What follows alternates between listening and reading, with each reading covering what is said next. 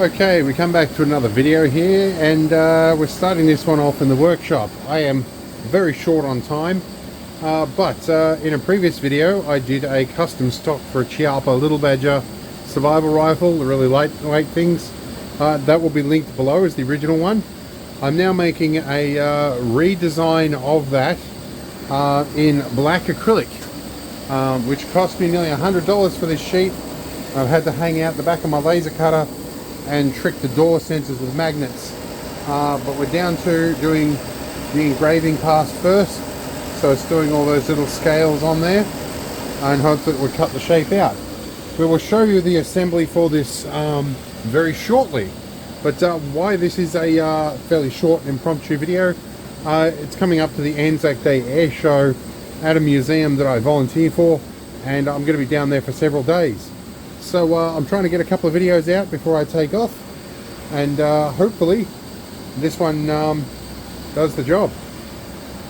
Alright, the laser's working away diligently here. It's a little difficult to see what's going on, but we can see some of the grid there starting to cut through this stuff. The lighting and the acrylic top on this laser just makes it nearly impossible to film. We're finished, and it took us about 23 minutes to cut. Hopefully the parts have cut all the way through. The way we test that is we try and lift a little bit up with some glue tack here. I left the scratch guard on the other side, so we can see those parts lifting up nicely, which means it's cut through all the way. Okay, we're back inside at the desk, and it might be a touch noisy. We need to run some air. Acrylic, after you laser cut it for a little while, will gas off for a few hours, sometimes a couple of days. Now this is another example of a sharp bit there. Now we'll peel off. Oh, you got to be careful here because the edges are razor sharp too. I will be sanding those down.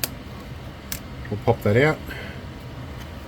Now hopefully that's the right way round. The door only goes in one way. We'll find that out when we do it. I think it's going to end up being that way, which I realise now why I wanted to flip that with the text on it. Not the end of the world though. Here we go. Now these are a survival whistle, which I think comes from Survival Supplies Australia. I think they're a generic thing they sell. You can pop the end off them here, and you can use that striker on a flint steel on the side, and they're quite a suitable whistle, but crucially they fit in here with a lot more room now, whereas before I had to take the striker out of them. Okay, now we've got our pieces weeded out. I'll explain how this works. So this goes on the back, these go here, and this goes on the front, and that fits in the wire stock of the rifle. I'll show you the original one that I made. We have the original one here on the rifle itself. I've abandoned a lot of this extra text in here, and this was vinyl coated MDF that I had spare, and this shows you how the original configuration was in there, and this bit obviously pulls out. First thing I want to do is I am actually going to use a little bit of super glue for this, but what it means is I'm going to find enough screws, 3mm screws, temporarily to fit all this together, and I can put a bit of glue on, drop a piece down, set the glue, and then move on to the next piece. Alright, we've got our screws set, we've got some good industrial Loctite. Now this piece goes on the back first. We're going to flip over and add just the occasional little drop of super glue here. This is not by any means mandatory, but I just hope it will add to a bit of the solidity of the whole thing. Try and get it on top of all of them, and push down and hold. Now while that's sitting, we grab our magnets here. I'm going to see if the magnet fits in there like I'd hoped it would. I was a bit worried that that might break, and it looks like it actually did a little bit, but super glue to the rescue. And we need to make sure these are actually, it won't really matter if these are in a different orientation, but yeah, I was a bit worried with the thickness of that, whether it would crack when I push the magnets in. That one has not. This one I'll put some glue on, and this one hopefully will go that way. I'll have to make sure to get the polarity of the magnets right on the door though. Of course, the way we're going to glue that piece up is we're going to add some more glue to the back side here, and drop onto the screws and squish on. This is our side with our magnets. We are going to drop over like this. Okay, drop down, and push into place. There we go, that's starting to look good. Okay, and our little whistle will fit in there, that'll be good. Okay, we'll let the glue dry for a few minutes. Okay, and while that glue dries, we need to work out magnet positions. So what we are going to do first is, before we glue the other side down, we're just going to gently sit this on the top without any glue. We're going to drop our door in here, which, yeah, indeed, as I'd expected, I've cut it the wrong way round. That is how that's going to have to go in. So I want to push the magnets in from the other side because there is a slight taper from the laser cut. So that's the way that one goes in. So we are going to pick this out, pop that magnet out and drop it around that side, and then we're going to push this down and hope that stays in there. Now the old stock has these nice little hex head screws, so we're going to reuse these. These are stainless, and these are also something my late brother bought for me when I was working on a model tank project that ended up never seeing the light of day. I measured this to be about 6mm. Now this is a 3mm stuff stacked twice, so we have 6mm, or 6mm as I call it. Just wasn't quite the diameter. This probably because this is made in Ohio, although I know Chiappa is an Italian company. But it's probably an imperial size, which is just a tiny bit different. It's a millimeter. That's fine. A few laps of insulation tape was all we needed.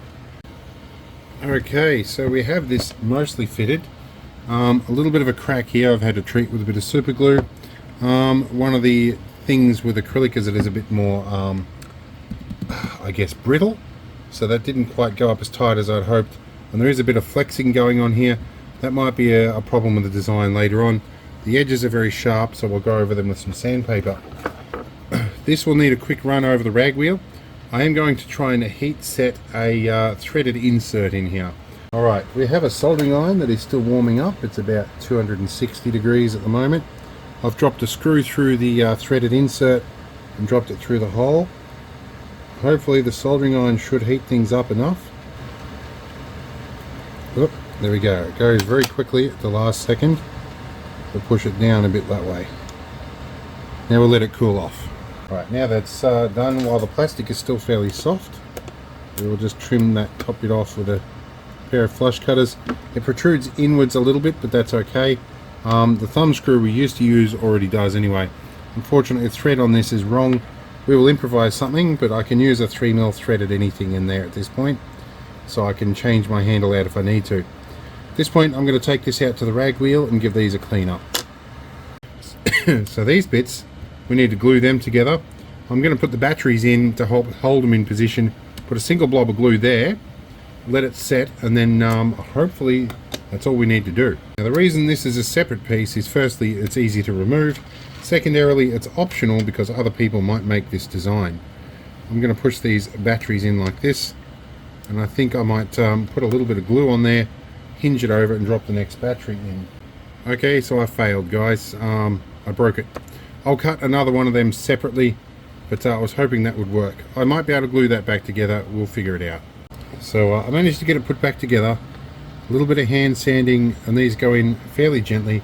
I did end up sacrificing a battery to get it in and out of this hole. We will add a little bit more sanding in here just to sand that hole out a bit more. And it should drop in nicely now. Cool, they go in well enough. We can pop them all out gently, and in the field this should drop in like that. That may need a little bit of sanding around the edge there as well. That goes in nicely. Let's sand the sharp edges off. Okay, so it's complete, as bad as best it's going to get. This screw here kind of threw a spanner in the works. It's distorted that corner, so it makes this a bit difficult to get out of here. There is room in this forward quarter here, if you've got the fingers for it, to pull a bit of cordage out of that little area there. That's probably not much paracord. I would imagine you'd be able to roll up a fish hook and a moderate amount of fishing line in there and make yourself a fish hook. and you could potentially tie it to the end of that, I don't know. But yeah, the other bits come in and out nicely. They all come out, and this all comes out like that. So that's okay, and I have sanded the edges and it feels a lot better. It certainly looks a lot more in keeping with the rifle. If you are in the field and you are doing a field adjustment, you can pop that on, you can slap that on the side there, pull it off, do your adjustment, drop it back there and continue shooting. So you don't have to have that open all the time to do all your stuff. Now this makes for a better thumbnail. I also added a measurement grid on here so you can put your stock up against stuff and measure things. And a reminder to never eat soggy wheat bix in the field, because sometimes people get confused about that. I dropped all the other stuff off the side that I don't really need, that I wasn't using. So in any case, I think this works pretty well. And I could potentially make this thicker in future and make a bit more room, but we'll see how we go. See how everybody likes it, and we'll on to a new video. We'll see you after the air show. Hope it was fun. Let me know what you think.